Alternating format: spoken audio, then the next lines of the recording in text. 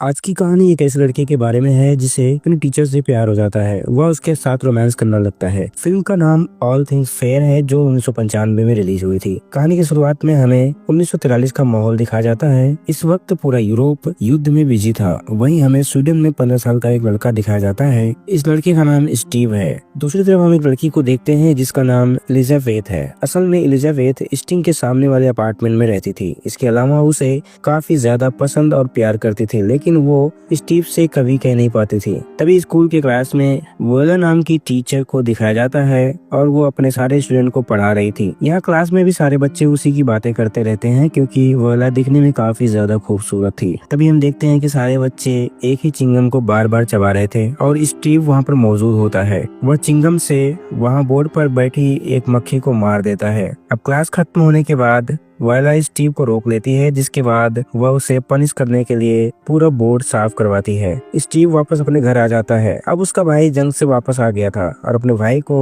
अपने साथ देखने के बाद स्टीव बहुत खुश हो जाता है। जब स्टीव अपने घर के दरवाजे से बाहर निकलता है तभी वहाँ उसे एलिजाबेथ मिल जाती है जो उससे बात करना चाहती थी, इसीलिए उसके पास तक आई थी। लेकिन उसकी इतनी हिम्मत नहीं होती कि वो स्टीव से बात कर सके, जिसके बाद स्टीव वहाँ से निकल जाता है। अब अगले सीन में हमें स्टीव को वोला के साथ दिखाया जाता है जो बोला की एक डिक्शनरी पढ़ रहा था। तभी बोला वहाँ पर आ जाती है और जब स्टीव डिक्शनरी वापस रखने के लिए जाता है तभी उसकी नजर बोला के टांगों पर पड़ जाती है। ऐसा देखने के बाद उसके मन में अजीब से ख्याल आते हैं और यह बात बोला भी नोटिस कर लेती है कि उसे कुछ तो हो रहा है। इसके बाद हम देखते हैं कि स्टीव पूरी तरह से बोला के प्यार में पागल होने लगता है। इसके अलावा वो दिन रात बोला के घर के बाहर ही मंडराता रहता है। एक बार जब बोला अपनी क्लास पूरी करके कहीं जा रही होती है तब वो वहाँ के बच्चों से पूछती है क्या कोई मेरे साथ मेरे काम में मदद करने के लिए चल सकता है, क्योंकि वो कुछ शॉपिंग करने के लिए जा रही थी जहाँ पर उसे किसी और की भी जरूरत थी। ऐसा सुनते ही स्टीव फौरन हाथ उठा देता है।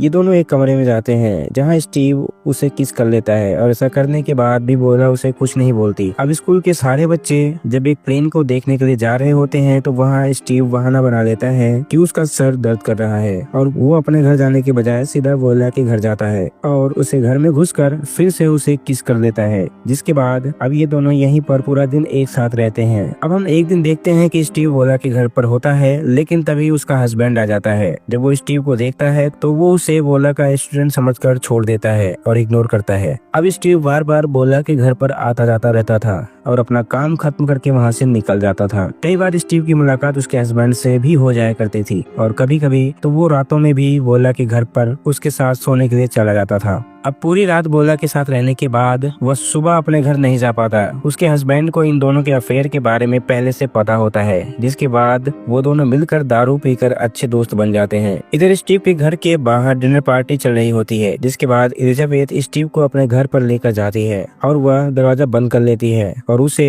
अपनी आंखें बंद करने को कहती है। जिसके बाद स्टीव के सामने अपने सारे कपड़े उतार देती है, लेकिन यहाँ हम समझ पाते हैं कि स्टीव की नजरों में सिर्फ बोला के लिए ही प्यार था। अगली सुबह हम फिर से देखते हैं कि स्टीव उसके हस्बैंड के साथ मिलकर ड्रिंक करता है, लेकिन यहाँ पर बोला का हस्बैंड बहुत ज्यादा ड्रिंक कर लेता है, जिसकी वजह से वो वहीं पर बेहोश हो जाता है और बोला स्टीव को अंदर बुला लेती है। लेकिन वो बोला के रूम में ना जाकर अपने घर चला जाता है क्योंकि उसे लगने लगा था कि वो बोला के साथ ऐसा करके उसके हस्बैंड को धोखा दे रहा है। इधर हम क्लास में देखते हैं जब बोला स्टीव की कॉफी चेक करती है तो वहाँ पर वो लिख देती है कि आज शाम को उससे मिलना चाहती है। जिसके बाद स्टीव वॉशरूम का बहाना करके वहाँ से चला जाता है और वहाँ से एक बॉक्स में जाकर छिप जाता है जहाँ पर बहुत सारी लड़कियाँ आती हैं। जिसके बाद हम देखते हैं कि एलिजाबेथ भी वहाँ पर आती है। सबके जाने के बाद वो उसे एक चिट्ठी भेजता है, जिसे देखने के बाद एलिजाबेथ वहाँ पर आ जाती है और यहाँ पर ये दोनों एक दूसरे के साथ इंटीमेट होते हैं। जिसके बाद स्टीव को एक लेटर मिलता है जिसमें उसे ये पता चलता है कि जंग में उसके भाई की मौत हो गई है। अब ऐसा सुनने के बाद स्टीव और उसकी मॉम पूरी तरह से टूट जाते हैं। जिसके बाद बोला एक दिन स्टीव से मिलने के लिए सिनेमा हॉल जाती है।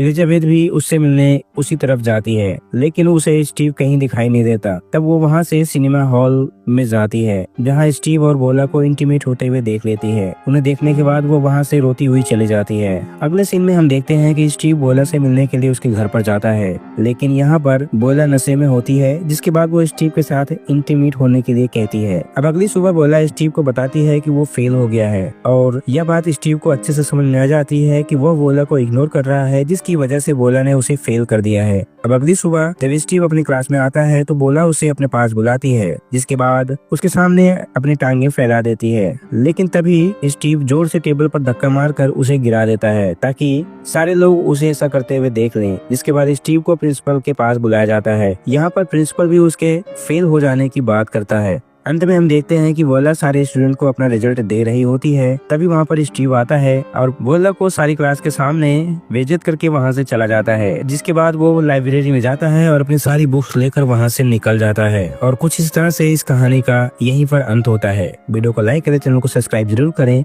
मिलते हैं अगली वीडियो में, तब तक के लिए धन्यवाद।